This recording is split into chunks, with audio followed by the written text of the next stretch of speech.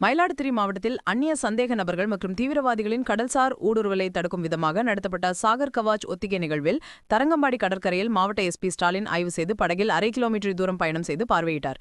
இந்தியாவில் அந்நிய சந்தேக நபர்கள் மற்றும் தீவிரவாதிகளின் கடல்சார் ஊடுருவல் தடுக்கும் விதமாக கடலோர மாவட்டங்களில் மாநில காவல்துறை, கடலோர காவல்படை, கடலோர பாதுகாப்பு குழுமம் மற்றும் இந்திய அரசின் குழுமங்கள் ஒருங்கிணைந்து ஆண்டுதோறும் சாகர் கவாச் என்ற ஒத்திகை நிகழ்வு நடத்தப்பட்டு வருகிறது.